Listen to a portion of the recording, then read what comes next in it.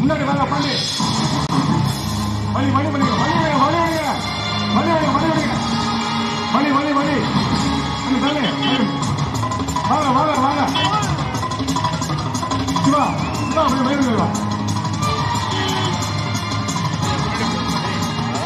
வழி வழி வழி வழி வாங்க வா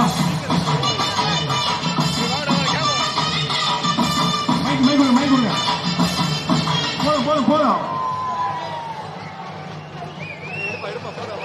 பாரத் மாதா கி, பாரத் மாதா கி.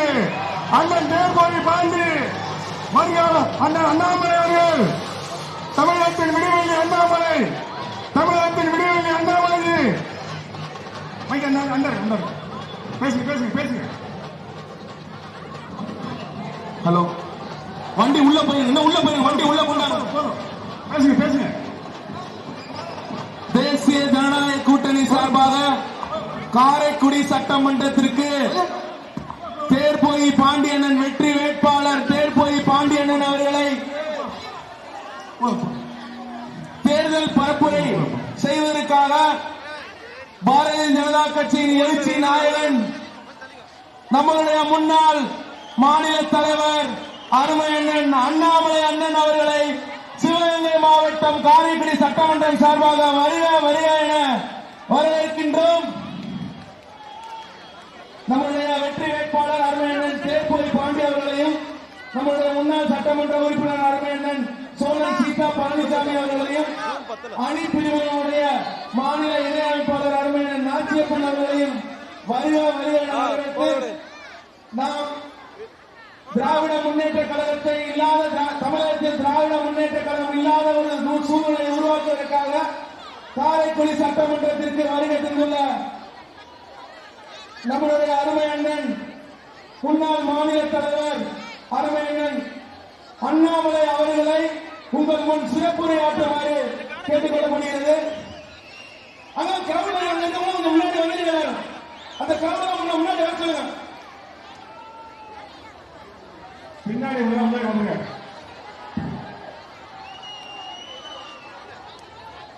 பின்னாடி வச்சுங்க.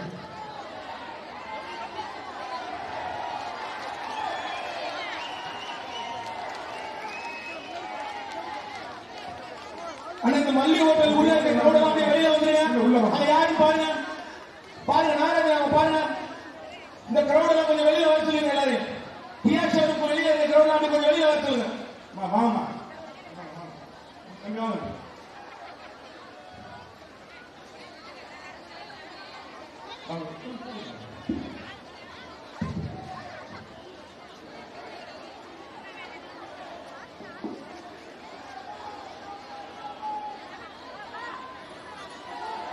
அன்பார்ந்த பெரியவர்களே, தாய்மார்களே, மதிப்பு மிகுந்த வாக்காளர் பெருமக்களே, முதல்ல உங்ககிட்ட என்னுடைய மன்னிப்பை கேட்டுக் கொள்கின்றேன். காரணம், சுட்டரிக்கின்ற வெயில் அந்த தேர்தல் பிரச்சாரத்தை நாம் செய்து கொண்டிருக்கின்றோம். அருமை சொந்தங்களை, நீங்களும் கூட வெயிலை பொருட்படுத்தாம எல்லோரும் இங்கே வந்திருக்கின்றீர்கள். தொண்டர்கள் வந்திருக்கின்றீர்கள், பொதுமக்கள் வந்திருக்கின்றீர்கள்.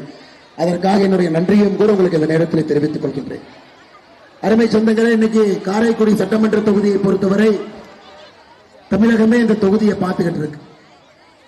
நிறைய விஐபி இந்த தொகுதியில போட்டி போடுறாங்க.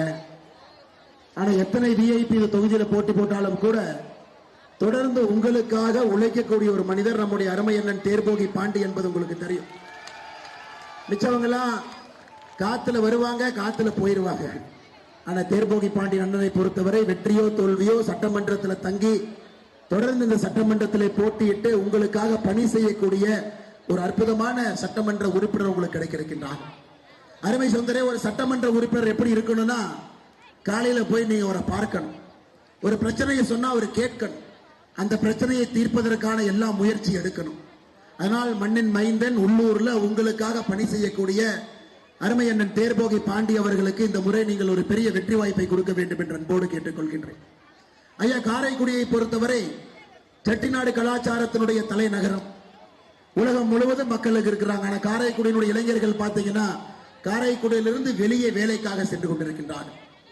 ஒரு காங்கிரசினுடைய ஒரு குடும்பம் மொத்த காரைக்குடியும் பிடித்து வைத்திருக்கின்றார்கள். தொகுதியே பிடிச்சு வச்சிருக்கிறாங்க. ஐயா பி சிதம்பரம் அவருடைய குடும்பத்தை பார்த்தீங்கன்னா அவருக்கு பிறகு அவருடைய மகன் மொத்தமா பிடிச்சிருக்கிறாங்க. ஆனா நீங்க சிவகங்கைக்காக காரைக்குடிக்காக என்ன செய்திருக்கின்றீர்கள் என்று கேட்டால் எதுவுமே இல்ல. ஒரு 4 பேங்கோட ஏடிஎம் காட்டி பாருங்க, நான் நிதியமைச்சராக இருந்த போது ஏடிஎம் திறந்த கடந்த 15 ஆண்டுகளாக ஒரே ஒரு விஷயத்தை பேசிக் கொண்டிருக்கின்றார். இங்க இருக்கக்கூடிய இதற்கு முன்பு இத்தனை காலமாக இருக்கக்கூடிய சட்டமன்ற உறுப்பினர் அண்ணன் மாங்குடி அவரை பத்தி தெரியும். அவரை சட்டமன்ற உறுப்பினர் என்று சொல்வதை விட சிதம்பரம் குடும்பத்தினுடைய பிஏ என்று சொல்வதுதான் சரியாக இருக்கும். அவர் பின்னால் நிற்பது மட்டும்தான் அவருடைய வேலை.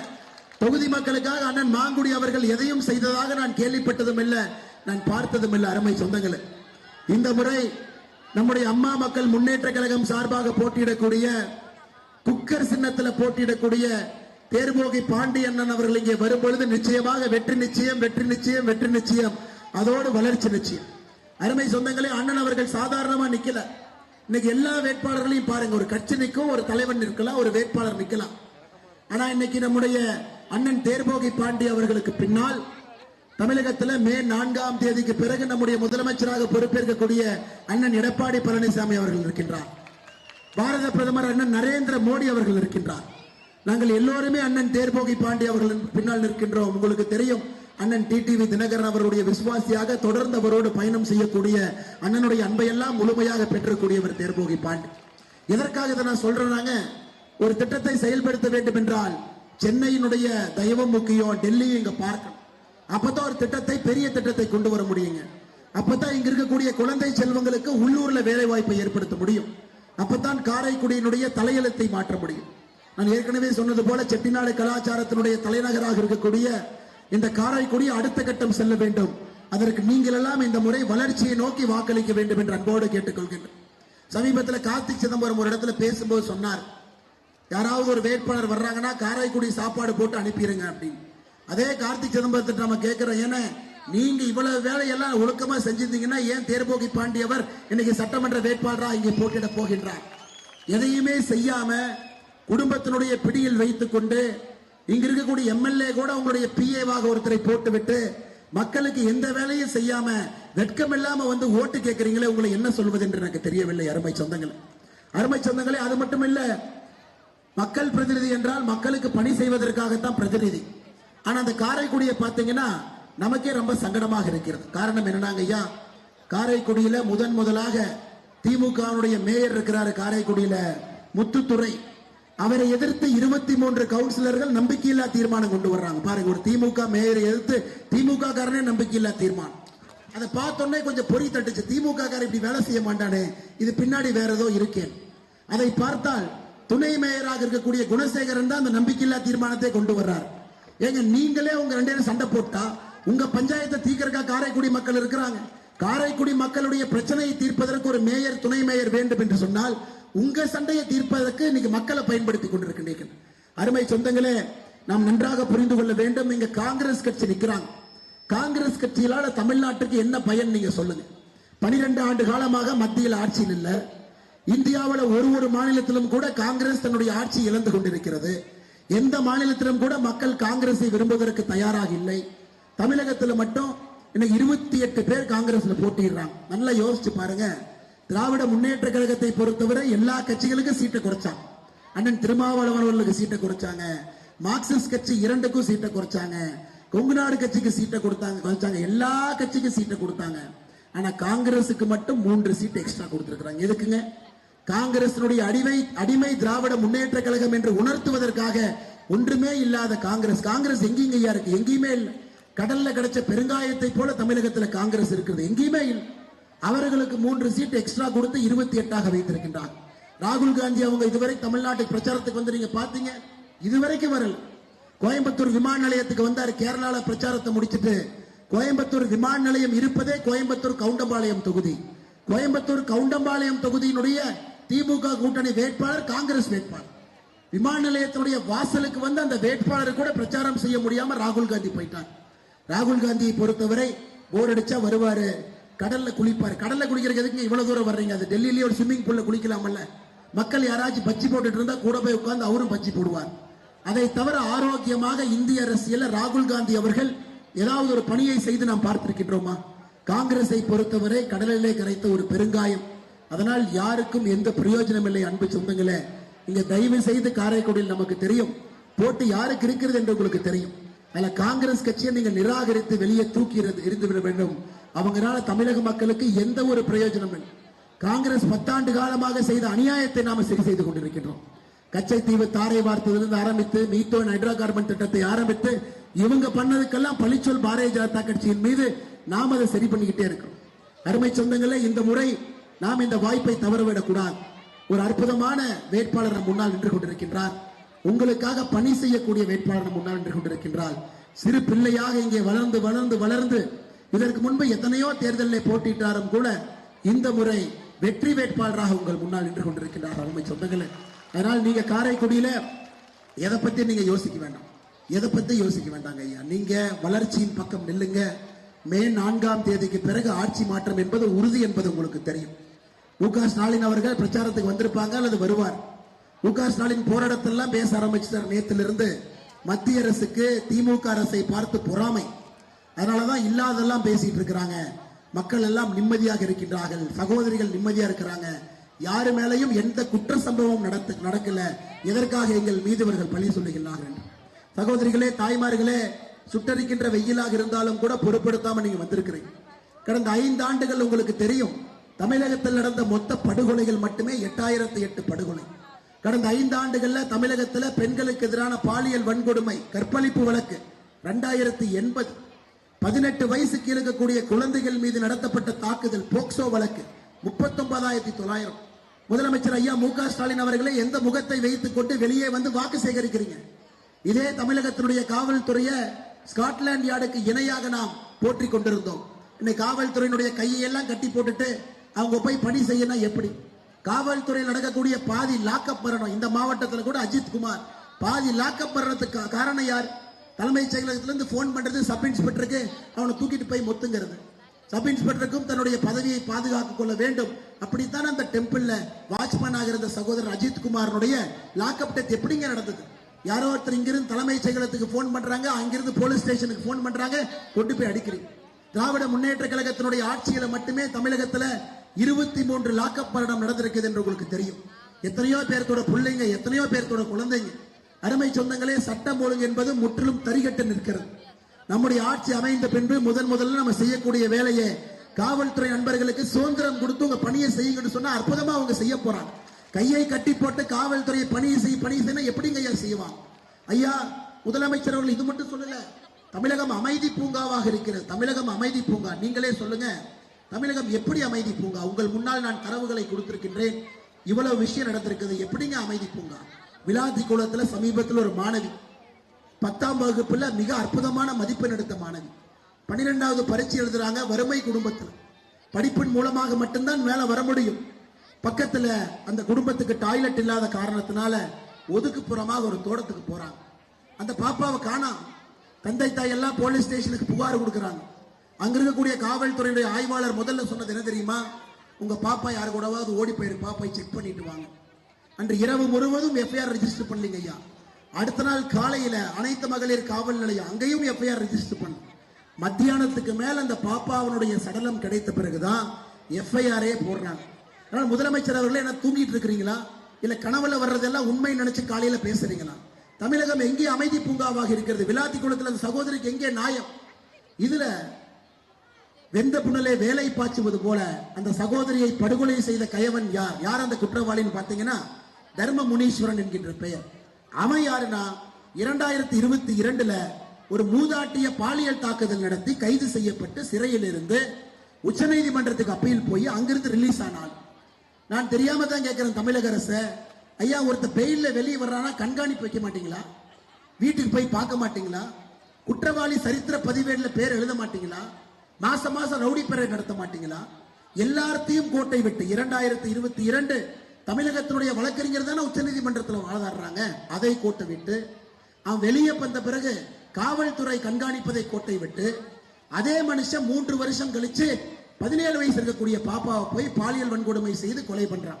அதனால எந்த அர்த்தத்துல முதலமைச்சர் ஸ்டாலின் அவர்கள் தமிழகத்தில் சட்டம் ஒழுங்கு நன்றாக இருக்கிறது பேசிக் கொண்டிருக்கின்றார்? ஐயா, உங்களுக்கு பாதுகாப்பு இருக்கு, உங்களுக்கு காவல்துறை இருக்கு, வீட்டுக்கு வெளியே போலீஸ் இருக்கிறாங்க, வெளியே போனா சுத்த 100 பேர் இருக்கிறாங்க. ஆனா தமிழக மக்கள், சாதாரண மக்களுக்கு அது போன்ற பாதுகாப்பு இல்ல. பெண்கள் வீதியில தான் நடந்து போகணும். இரவு நேரம் இருந்தாலும் பெண்கள் வீதியில தான் நடந்து போகும். அதனால் நம்முடைய முதல் வேலை காவல்துறைக்கு முழு சுதந்திரம் கொடுத்து இந்த பணியை செய்யணும். ஐயா, உங்களுக்கு சில தலைவர்கள் பிடித்திருக்கலாம், இல்லை என்று சொல்லல. காரைக்குடியை பொறுத்தவரை பெரும் தலைவர்கள் எல்லாம் போட்டி போடுறாங்க. இது பிடித்த தலைவர்களுக்கு ஓட்டு போடுவதற்கான தேர்தல் இல்லைங்க, ஆட்சி மாற்றத்திற்கு ஓட்டு போடுவதற்கான தேர்தல் என்பதை நம்முடைய அன்பு சொந்தங்கள் மறந்துவிடக் கூடாது. ஜனநாயகத்தில் அவர்களுக்கெல்லாம் ஒரு காலம் வரும் பொழுது அன்னைக்கு ஓட்டு போடலாம். இன்னைக்கு நமக்கு திராவிட முன்னேற்ற கழகத்தினுடைய ஆட்சி வெளியே போகணும். அனைத்திந்திய அண்ணா திராவிட முன்னேற்ற கழகம் தலைமையிலான தேசிய ஜனநாயக கூட்டணி ஆட்சி உள்ள வரணும். இது மட்டும்தாங்க ஐயா தேர்தல். காரைக்குடியில பார்த்த ஒரு 2-3 நாட்களுக்கு முன்பு ரோட் ஷோ நடந்ததெல்லாம் பார்த்தேன். ஐயா, அரசியல் என்பது ஒரு வண்டி மேல உட்கார்ந்து கை காட்டுறது அரசியல் இல்லைங்க ஐயா. வெயில்ல எப்படி நீங்கள் இருக்கின்றீர்களோ உங்களோடு இருக்கணும். கர்ம வீரர் காமராஜர் ஐயா தமிழகத்தினுடைய முதலமைச்சராக 9 ஆண்டுகள் இருந்தார். ஆனா எத்தனை பேருக்கு தெரியும் 9 ஆண்டுகள் சிறையிலும் அவர் இருந்திருக்கின்றார் என்று? காமராஜர் ஐயாவுடைய மொத்த வாழ்க்கையில 9 ஆண்டு காலம் சிறையில் இருந்திருக்கார், கஷ்டத்தை பார்த்திருக்கின்றார். அது இன்னைக்கு வர்ற எந்த அரசியல்வாதியும் நான் தவறா சொல்ல. இளைஞர்களுக்கு அன்பான வேண்டுகோள், காரைக்குடியில் இளைஞர்களுக்கு அன்பான வேண்டுகோள், 18 வயசுல ஓட்டு போடுற இளைஞர்கள் 17 லட்சம் பேர் இருக்கிறீங்க. தமிழ்நாட்டினுடைய தேர்தல் வரலாற்றில் முதல் தலைமுறை வாக்காளர்கள் அதிகமாக இருக்கக்கூடிய தேர்தல் இந்த தேர்தல். 17 லட்சம். 20 வயசுல இருந்து 29 வயசு வரைக்கும் 1,07,00,000 பேர் இருக்கிறீங்க. அப்ப 29 வயசுக்கு கீழே 1,28,00,000 பேர் இந்த முறை வாக்கு செலுத்திருக்கின்றார்கள். அருமை சொந்தங்களே, அந்த இளைஞர் பட்டாளத்துக்கு அன்போடு கேட்டுக்கொள்கின்றேன், இந்த மாற்றம் என்பது உங்களுக்காகத்தான் பேசிக் கொண்டிருக்கின்றேன். அரசாட்சி தெரியாது, அரசு எப்படி செய்வது என்று தெரியாது, இதுவரை அரசியல் இருந்தவர்கள் கிடையாது, உள்ளாட்சி கவுன்சிலராக பணி செய்தவர்கள் கிடையாது. அவங்களை வச்சு அரசு அமைச்சு யாருக்கு நாம் என்ன பண்ண போறோம் ஐயா? அதனால் இளைஞர் பட்டாளமே, மாற்றத்திற்காக நீங்கள் நிற்க வேண்டும் என்றால் தேசிய ஜனநாயக கூட்டணியோடு நிற்க வேண்டும். மாற்றத்திற்காக நீங்கள் காரைக்குடியில் நிற்க வேண்டும் என்றால் அண்ணன் தேர்போகி பாண்டி அவர்களோடு நிற்க வேண்டும். மாற்றத்திற்காக நீங்கள் காரைக்குடியில் நிற்க வேண்டும் என்றால் அம்மா மக்கள் முன்னேற்ற கழகத்தோடு நிற்க வேண்டும். மாற்றத்திற்காக நீங்கள் காரைக்குடியில் நிற்க வேண்டும் என்றால் நம்முடைய குக்கர் சின்னத்தோடு நிற்க வேண்டும் என்று அன்போடு சொல்லுகின்றேன். அருமை சொந்தங்களே, தாய்மார்களே, இன்னைக்கு திமுக இன்னொரு பொய் பிரச்சாரத்தை கையில் எடுத்து சுத்திட்டு இருக்கிறாங்க. 100 நாள் வேலை வாய்ப்பு திட்டத்தை நிறுத்திடுவாங்க, 100 நாள் வேலை வாய்ப்பு திட்டத்தை நிறுத்திடுவாங்க. கடந்த 5 ஆண்டு காலம் திராவிட முன்னேற்ற கழகத்தினுடைய ஆட்சி காலத்திலேங்க இந்தியால மோடி அரசு அதிகப்படியாக 100 நாள் வேலை வாய்ப்பு திட்டத்துக்கு நம்ம நிதி கொடுத்ததே தமிழ்நாட்டுக்கு தாங்க. தமிழ்நாட்டை தவிர எந்த மாநிலத்திற்கும் அதிகப்படியாக நிதி கொடுக்கல. 46,000 கோடி நிதி கொடுத்திருக்கின்றோம். 46,000 கோடி 5 வருட காலம். சகோதரி, உங்களுக்கு தெரியும், இன்னைக்கு இந்த 100 நாள் வேலை வாய்ப்பு திட்டத்தை 125 நாளாக நாம் உயர்த்திருக்கின்றோம். அண்ணன் எடப்பாடி அவர்கள் வந்த பிறகு மாநில அரசு அதை 150 நாட்களாக உயர்த்தும் என்கின்ற முழு நம்பிக்கை நமக்கு இருக்கு. இது காரைக்குடியில் இருக்கக்கூடிய கிராம பகுதியில் இருக்கக்கூடிய தாய்மார்களுக்கு மிகப்பெரிய அளவில் இது பயனுடையதாக இருக்கும். அருமை சொந்தங்களே, நாம் ஆளுகின்ற பீகார் மாநிலத்திற்கு 32,000 கோடி தான் கொடுத்திருக்கும். ஆனா நாம் ஆளாத திராவிட முன்னேற்ற கழகம் இருக்கக்கூடிய மாநிலத்திற்கு 46,000 கோடி கொடுத்திருக்கின்றோம். அப்படி இருக்கும் பொழுது நாம் யாருக்கு ஓர வஞ்சனை செய்தோம்? யாருக்கும் ஓர வஞ்சனை செய்யலைங்க. அதனால் அருமை சொந்தங்களே, தயவு செய்து உங்களிடம் கைப்பூக்கு கேட்கின்றேன். ஒரு நல்ல வேட்பாளர் இருக்கிறாங்க, அவரை தவறவிடக் கூடாது. ஒரு வெற்றி வாய்ப்பை நீங்க அவர்கள் கழித்து ஒரு மாற்றத்திற்காக நீங்கள் நிற்க வேண்டும் என்று. ஐயா, அது மட்டுமில்ல, டிவியை பார்க்கறப்பெல்லாம் ஏதோ ஒரு பஞ்சாயத்து காரைக்குடிக்குள்ள நடந்துகிட்டே இருக்குது. சிவகங்கை பக்கத்தில் இருக்கக்கூடிய சித்தலூரை சார்ந்த திராவிட முன்னேற்ற கழகத்தினுடைய ஒன்றிய துணை செயலாளர் முருகன் ஒருத்தர் இருக்கிறார். 2024 ஒரு அரசு உதவி பொறியாளரை ஒரு பெஞ்ச் எடுத்துட்டு போய் தலையை வச்சு டம்மன் அடிச்சார் திமுக காரன்.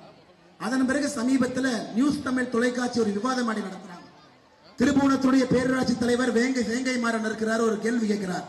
திராவிட முன்னேற்ற கழக காலங்களுக்கு பதில் சொல்ல தெரியல. மரபெஞ்சை கொண்டு போய் மறுபடியும் அடிச்சு அந்த நெறியாளர் மண்டை உடைச்சு, அதனாலதான் நான் அடிக்கடி பிரசுக்காரங்களுக்கு சொல்றேன், ஏன்னா திமுக காரன் மண்டை உடைப்பான்னு தெரிஞ்சு நீங்க வர்றீங்களே, தப்பு உங்க மேலேயா தப்பு திமுக காரன் மேலேயா? நீங்க வந்தீங்கன்னா மண்டை உடைப்பான்னு தெரியுமே, எதுக்குன்னா அவங்கள விவாதத்துக்கு கூப்பிடுறீங்க. அதனால திமுக என்றாலே இன்னைக்கு ரவுடி கட்சியாக அது மாறிவிட்டது. காட்டாட்சி நடக்குது, அவங்க தான் முதல்ல வர்றாங்க, மிரட்டுறாங்க, எல்லா வேலையும் செய்யறாங்க. அருமை சகோதரிகளே, தாய்மார்களே, திமுக காரங்களை உங்க வீட்டுக்கு வாக்கு கேட்பதற்கு கூட நீங்கள் விடக்கூடாது என்கின்ற அன்பான வேண்டுகோளை நான் வைக்கின்றேன். ஏன்னா நிறைய இன்னைக்கு பாலியல் குற்றத்தில் பாத்தீங்கன்னா முக்கிய குற்றவாளியாக திராவிட முன்னேற்ற கழகத்தை சார்ந்தவர்கள் தான் முக்கிய குற்றவாளியாக இருக்கிறாங்க. ட்ரக் கடத்துறவ யாருன்னா சாதிக் பாஷாவை போன்றவர்கள். யாரா கள்ளச்சாராயிரம் விற்கிறாங்கன்னா மரூர் ராஜா, கண்ணுக்குட்டியை போன்றவர்கள் விழுப்புரத்துல. 3 வயது குழந்தை யாரு பாலியல் வன்கொடுமை செய்யறாங்கன்னா கிருஷ்ணகிரியில திமுக இளைஞரணி பொறுப்பில் இருக்கக்கூடியவர்கள். அதனால தயவு செய்து ஓட்டு கேட்டு வந்தாங்கன்னா தம்பி அப்படியே தெருமுனையில பிரச்சார நோட்டீஸ் வச்சுட்டு கிளம்பி போயிரு தம்பின்னு நம்ம தாய்மார்கள் சொல்ல வேண்டும் என்று. நீங்க ஓட்டு போட மாட்டீங்கன்னு தெரியும். திராவிட முன்னேற்ற கழகத்துக்காரங்களை வீட்டு பக்கத்திலும் கூட நீங்கள் விடக்கூடாது. காங்கிரஸ் கட்சிக்கு ஆலையெல்லாம் அவங்க வரமாட்டாங்க. காங்கிரஸ் கட்சிக்கு பதிலாக திமுக காரங்க வருவாங்க. அதனால் நீங்கள் யாரையும் உங்க வீட்டு பக்கத்தில் விடக்கூடாது என்று சொல்லி, அருமை சொந்தங்களே, இன்னைக்கு நம்முடைய முதலமைச்சர் ஸ்டாலின் அவர்கள் எங்க போனாலும் இந்த கிழிஞ்சு போன டேப் ரெக்கார்டர் மாதிரி கிச்சு கிச்சு கிச்சு கிச்சு கிச்சுன்னு ஒன்னையே பேசுவார். என்னதான் பேசுறாருன்னு கேட்டீங்கன்னா, தமிழகத்தில் 99% தேர்தல் வாக்குறுதி நிறைவேற்றி விட்டோம். அவருக்கு அது காலையில ஏதோ மெடிடேஷன் மாதிரி இருக்க மாட்டிருக்குதுங்க. காலையில் அவரே ஆல் ஹாப்பிங்கிறார். ஐயா ஸ்டாலின் அவர்களே, 511 தேர்தல் வாக்குறுதி கொடுத்தீங்க, 70 மட்டும் நிறைவேற்றிருக்கிறீங்க. 70. இப்ப ஸ்டாலின் ஐயா சொல்றாரு, நான் கொடுத்த தேர்தல் வாக்குறுதியை மறக்கவும் மாட்டேன், மறுக்கவும் மாட்டேன். ஒத்துக்கிறேங்க ஐயா, கொஞ்சம் செயல்படுத்திட்டீங்கன்னா நல்லா இருக்கும். நீங்க கொடுத்த தேர்தல் வாக்குறுதியை நீங்க மறக்கல ஏத்துக்கிறேன். ஆனா 511 தேர்தல் வாக்குறுதியில வெறும் 70 தேர்தல் வாக்குறுதி மட்டும்தான் நிறைவேற்றி இருக்கிறாங்கம்மா. இன்னைக்கு கனிமொழி அக்கா பாத்தீங்கன்னா, பழச விடுங்க புதுசா பேசுவோம், இப்பதான் 505 கொடுத்திருக்கோம்ல அதை பத்தி பேசுவோங்கிறாங்க. எத்தனை நாளைக்கு நம்ம காதுல பூவை சுற்று திராவிட முன்னேற்ற கழகத்தினுடைய தலைவர்கள் இதே போல பேசிக்கிட்டு இருப்பாங்க. ஸ்டாலின் அவர்கள் எந்த அர்த்தத்துல நான் 99% நிறைவேற்றிட்டேன். ஐயா காரைக்குடிக்கு மட்டும் பாருங்க, சிவகங்கை மாவட்டத்திலே கால்நடை மருத்துவக் கல்லூரி தொடங்கணும் கிழிச்சாங்க. 5 வருஷம் எங்க ஐயா ஒரு செங்கலை கூட எடுத்து வைக்கல. காரைக்குடியில் பெண்கள் அரசு அறிவியல் கல்லூரி தொடங்குவோம். ஐயா அந்த பக்கமே எட்டி கூட பார்க்கல அவங்க, அதை பத்தி எதுவுமே பேசல. காரைக்குடி கோட்டையூர் ஸ்ரீராம் நகரில் ரயில்வே பாதையின் குறுக்கே மேம்பாலம் கட்ட நடவடிக்கை எடுப்போம், இல்லை. காரைக்குடியில் அரசு ஆசிரியர் பயிற்சி பள்ளி தொடங்குவோம், இல்லை.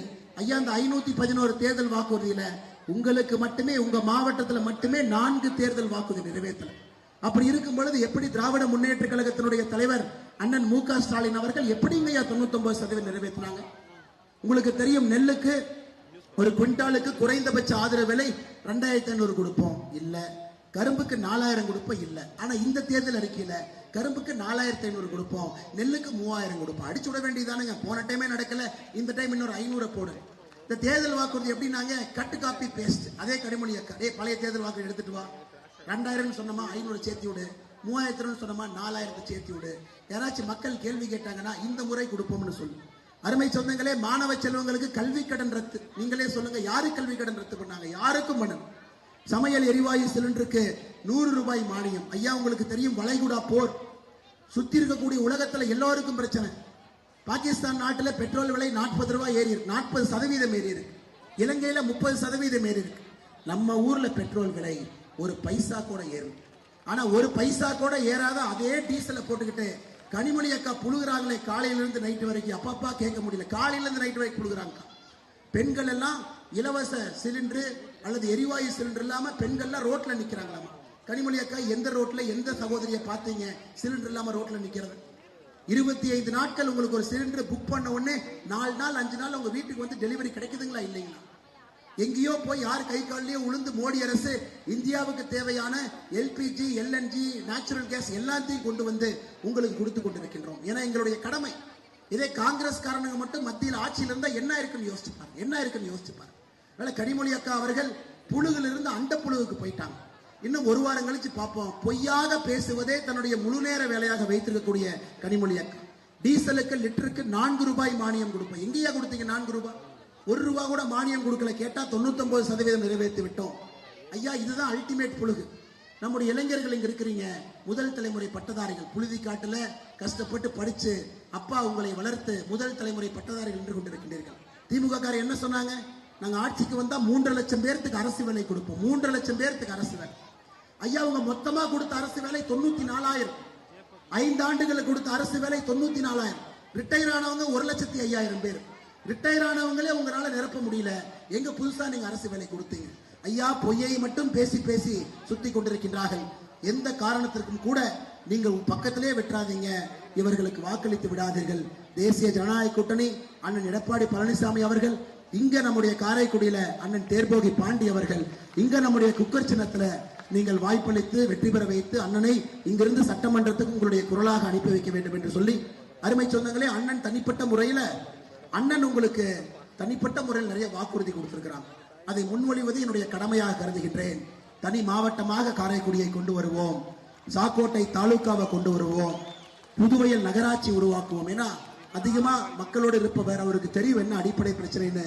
விவசாயிகளுக்கு தேவையான பெரியகோட்டை, சிறுகப்பட்டி, தேவக்கோட்டை, கண்ணங்குடி சுற்றுவட்டார பகுதியில குளிர்பதன கிடங்கு, நெல் கொள்முதல் நிலையம், மதிப்பு கூட்டும் தொழிற்சாலைகள் பெரிய திட்டத்தோடு இருக்கின்றார்கள். சிப்காட் உங்களுக்கு தெரியும், அது இதற்கு முன்பு புரட்சி தலைவி அம்மா அவர்கள் அறிவிச்சு எதையும் பண்ணாம சும்மா சுத்திட்டு இருக்கிறாங்க. அதையும் செயல்பாட்டு கொண்டு வருவோம். தொழில் நகரமாக, மகளிர் திறன் மேம்பாடாக, ஒரு பிலிம் சிட்டியாக காரைக்குடியை மாற்றி காட்டுகின்றேன். மகளிர் உற்பத்தியாளர் குடும்பத்திற்கு மிகுந்த சலுகை கொடுத்து அடுத்த கட்டத்துக்கு எடுத்துட்டு போறோம். Mega textile park Kandanur Sakkottai பகுதியில் நெசவு தொழிற்சாலை மையமாக வைத்து டெக்ஸ்டைல் பார்க் கொண்டு வருகின்றோம். அதே போல வள்ளல் அழகப்பர் சிலை அவங்களை நிறுவி அவருக்கு மரியாதை செலுத்தி மக்களுக்கு மரியாதை செலுத்துவோம். கவர்மெண்ட் நர்சிங் காலேஜ், அரசு செவிலியர் கல்லூரியை கொண்டு வர்றோம். பெரும்பிடுகு முத்தரையரையா அவர்களுக்கு நீண்ட நெடுங்காலமாக இருக்கக்கூடிய கோரிக்கை, அவருக்கு பெரியகோட்டை சாலை சந்திப்பில் ஒரு சிலை வேண்டும் என்று அதையும் செய்து அரசு மகளிர் கலைக்கல்லூரியை கொண்டு வந்து, ஸ்போர்ட்ஸ் ஸ்கூல் விளையாட்டு பள்ளியை கொண்டு வந்து, நவீன விளையாட்டு அரங்கம், தேவக்கோட்டையினுடைய மையப்பகுதியில் ஸ்மார்ட் வகுப்பறைகள் கொண்ட நவீன வசதிகளுடன் கூடிய ஒரு அரசு பள்ளி. அருமை சொந்தங்களை, இன்னைக்கு நீங்க எல்லாம் படிக்கணும்னா தரமான டிஎன்பிஎஸ்சி, யூபிஎஸ்சி பயிற்சி முகமை வேண்டும். அதையும் கொண்டு வருகின்றேன். தேவக்கோட்டையினுடைய தியாகிகள் உங்களுக்கு தெரியும். 1942 வெள்ளையன் வெளியேறு போராட்டத்தில் இங்க மட்டுமே 75 பேர் தங்களுடைய உயிரை நீத்திருக்கின்றார்கள். அந்த ஆத்மாக்களுக்கு மரியாதை செலுத்தி அவர்களுக்கான ஒரு பெரிய முன்னெடுப்பையும் கூட இங்கே எடுக்க இருக்கின்றார்கள். அருமை சொந்தங்களே, நீங்கள் செய்ய வேண்டியது ஒன்றே ஒன்று மட்டும்தான். ஏப்ரல் 23ஆம் தேதி எதையும் யோசிக்காதீங்க. மாற்றம் வேண்டும். மாற்றத்துக்காக இருப்பது நம்முடைய தேசிய ஜனநாயக கூட்டணி, அனைத்து இந்திய அண்ணா திராவிட முன்னேற்ற கழகம் தலைமையிலான தேசிய ஜனநாயக கூட்டணி என்பதில் நீங்கள் தெளிவாக இருக்க வேண்டும். புதியவர்களுக்கு எல்லாம் ஓட்டு போடுங்க, போடாதீங்கன்னு சொல்லல, தன்மையை புரிந்து கொள்ளுங்கள். இது அவர்களுக்கான தேர்தல் கிடையாது. திமுக வெளியே போகணும், என்டிஏ வரணும், நல்ல ஆட்சியை கொடுக்கணும். இது பிங்கி பிங்கி பாங்கி போடுற தேர்தல் இல்லைங்கம்மா. 2 பேர் தான். ஒருத்தர் வேண்டாம்னா இன்னொருத்தருக்கு நீங்க வாய்ப்பு கொடுங்க. மிச்சவங்க எல்லாம் அப்புறம் பார்த்துக்கலாங்க. அவங்களே எங்கேயும் போக போறதில்லை, இங்க தான் இருக்கிறாங்க. அதனால இளைஞர் பெருமக்களே, உங்களுடைய அடுத்த 10 ஆண்டு காலம் சிறப்பாக இருக்க வேண்டும் என்றால் நாம் ஆட்சிக்கு வர வேண்டும் என்பதை நீங்கள் மறந்துவிடக் கூடாது. அருமை சொந்தங்களே, நம்முடைய முக்கியமான தலைவர்களுக்கு நன்றி செலுத்த வேண்டிய நேரம். என்னோடு மேடையில அண்ணன் தேர்போகி பாண்டி அவர்களோடு நம்முடைய இந்த மாவட்டத்தினுடைய தலைவராக, பாரதிய ஜனதா கட்சி இந்த மாவட்டத்தினுடைய தலைவராக இருக்கக்கூடிய அருமை சகோதரர் பாண்டி அவர்கள் இருக்கின்றார்கள். அவருக்கு என்னுடைய நெஞ்சார்ந்த வாழ்த்துக்களை, வணக்கங்களை இந்த நேரத்தில் தெரிவித்துக் கொள்கின்றேன். நம்ம ஒரு இளமையான மாவட்ட தலைவர், துடிப்புமிக்க மாவட்ட தலைவர், அவருடைய பணி சிறக்கட்டும். அதே போல இதற்கு முன்பு சட்டமன்ற உறுப்பினராக இருந்து உங்களுக்கு பணி செய்து இன்றும் மக்கள் பணியில் தன்னை ஆயத்தப்படுத்திக் கொண்டு பணி செய்து கொண்டிருக்கக்கூடிய அண்ணன் சோழன் பழனிசாமி அவர்களுக்கு என்னுடைய வாழ்த்துக்களை, வணக்கங்களை தெரிவித்து, பாரதிய ஜனதா கட்சியினுடைய மூத்த தலைவராக, நம்முடைய அணிகளுடைய பொறுப்பாளராக இருக்கக்கூடிய அண்ணன் பெப்பஸ் நாச்சியப்பன் அவர்களுக்கு என்னுடைய வாழ்த்துக்களை, வணக்கங்களை இந்த நேரத்தில் தெரிவித்து, நம்முடைய அனைத்து இந்திய அண்ணா திராவிட முன்னேற்ற கழகத்தினுடைய மூத்த முக்கியமான தலைவர்கள் இங்கு இருக்கின்றார்கள். அவர்களுக்கெல்லாம் இந்த நேரத்தில் என்னுடைய நெஞ்சார்ந்த வாழ்த்துக்களை, வணக்கங்களை தெரிவிக்க வேண்டிய கடமை எனக்கு இருக்கிறது. அருமை சொந்தங்களே, அதனால் எல்லா அனைத்து இந்திய அண்ணா திராவிட முன்னேற்ற கழகத்தினுடைய தொண்டர்கள், தலைவர்கள் இங்க நம்முடைய குக்கர் சின்னத்திற்காக நம்முடைய ரெட்டலை போடுவது, இலை போட்டி போடுவது போல நீங்கள் கடுமையாக பணியாற்றிக் கொண்டிருக்கின்றீர்கள். அதற்காக உங்களுக்கு என்னுடைய சிறந்தாழ்ந்த நன்றிகளை, வணக்கத்தை இந்த நேரத்தில் தெரிவித்துக் கொள்கின்றேன். அருமை சொந்தங்களே, அதே போல அம்மா நல்லா இருக்கீங்க, வாங்க. கற்பகம் இளங்கோ அம்மா இன்னைக்கு ஒரு தொண்டனை போல முன்னால் நின்று கொண்டிருக்கின்றார்கள். அவர்களுக்கு என்னுடைய சிறப்பு வணக்கத்தையும் நன்றிகளையும் இந்த நேரத்தில் நான் தெரிவித்துக் கொள்கின்றேன். அது மட்டுமில்ல அருமை சொந்தங்களே, இன்னைக்கு நம்முடைய எல்லா கூட்டணி கட்சிகளுக்கும் மரியாதை செய்ய வேண்டிய பொறுப்பு நமக்கு இருக்கு. மாவட்ட செயலாளர், சட்டமன்ற உறுப்பினர் செந்தில்நாதன் அவர்கள், காரைக்குடி தொகுதி பொறுப்பாளர், அனைத்து இந்திய அண்ணா திராவிட முன்னேற்ற கழகம் சாகா தேவக்கோட்டை நகராட்சி சேர்மன் சுந்தரலிங்கம் அவர்கள், அனைத்து இந்திய அண்ணா திராவிட முன்னேற்ற கழகத்தினுடைய முன்னாள் சட்டமன்ற உறுப்பினர் அம்மா கற்பகம் இளங்கோ அவர்களுக்கு நன்றி தெரிவித்து, நகர செயலாளர்கள் அண்ணன் மையப்பன் அவர்கள், இலுப்புக்குடி செந்தில்நாதன் அவர்களுக்கு என்னுடைய சிறப்பு வணக்கத்தை, நன்றிகளை தெரிவித்து, அம்மா மக்கள் முன்னேற்ற கழகம் சார்பாக இங்கே தலைவரோடு ஒத்துழைத்திருக்கக்கூடிய கண்ணங்குடி சேர்மன் சரவணன் மையப்பன் அவர்களுக்கு, அம்சகரன் அவர்களுக்கு, நகர செயலாளர் அஸ்வின் அவர்களுக்கு, கார்த்திக் அவர்களுக்கு நன்றி தெரிவித்து, பாரதிய ஜனதா கட்சியினுடைய முன்னாள் மாவட்ட தலைவர் அருமையண்ணன் மேப்பல் சக்தி அவர்களுக்கு, அதே போல நம்முடைய மாவட்டத்தினுடைய துணைத் தலைவர்கள் சிவசுப்பிரமணியம், ராஜ்ல படிவேல் அவர்களுக்கு, மாவட்ட பொதுச் செயலாளருக்கு, மாநில செயற்குழு உறுப்பினர்களுக்கு, நம்முடைய ஆற்றல் மிகுந்த மண்டல் தலைவர்கள் சண்முகம் அவர்களுக்கு, முத்தோடிவேல் அவர்களுக்கு, மணிகண்டன் அவர்களுக்கு, செல்வா அவர்களுக்கு, கண்ணன் அவர்களுக்கு, முத்துக்கருப்பன் அவர்களுக்கு நன்றி தெரிவித்து, யார் பேராவது நான் குறிப்பிடாமல் இருந்தால் அதுக்காக மன்னிப்பையும் கோரி இந்த சுட்டரிக்கின்ற வெயில்ல எதையும் பொருட்படுத்தாம நீங்கள் எல்லாம் அண்ணன் நம்முடைய தேர்போகி பாண்டி அவர்களுக்காக வந்திருக்கிறீங்க. தேவகோட்டை யூனியன் சேர்மன் அண்ணன் பிர்லா கணேசன் அவர்கள் இங்க இருக்கிறாங்க. அவர்களுக்கும் என்னுடைய வணக்கத்தை வாழ்த்துக்களை தெரிவித்து, அருமை சொந்தங்களே, மறந்தும் இருந்து விடாதீர்கள், இருந்தும் மறந்து விடாதீர்கள். ஏப்ரல் 23ஆம் தேதி நம்முடைய வெற்றி சின்னமான குக்கர் சின்னத்துல நீங்கள் வாய்ப்பு கொடுத்து அண்ணனை பெருவாரியான வாக்கு வித்தியாசத்துல நீங்கள் வெற்றி பெற செய்ய வேண்டும் என்று அன்போடு கேட்டு, நம்முடைய எல்லா கூட்டணியினுடைய அன்பு தலைவர்கள் தண்டர்கள் எங்க அண்ணன் டிடிவி தினகரனுடைய வெற்றி சின்னமான குக்கர் சின்னத்திற்கு நீங்கள் வாய்ப்பு கொடுக்க வேண்டும். மாற்றத்திற்காக வாய்ப்பு கொடுக்க வேண்டும் என்று அன்போடு கேட்டுக்கொண்டு உங்களுக்கு நெஞ்சார்ந்த நன்றிகளை, வாழ்த்துக்களை, வணக்கங்களை தெரிவித்து என்னுடைய உரையை முடித்துக் கொள்கின்றேன். நன்றி, வணக்கம். பாரத் மாதா கி ஜெய். பாரத் மாதா கி.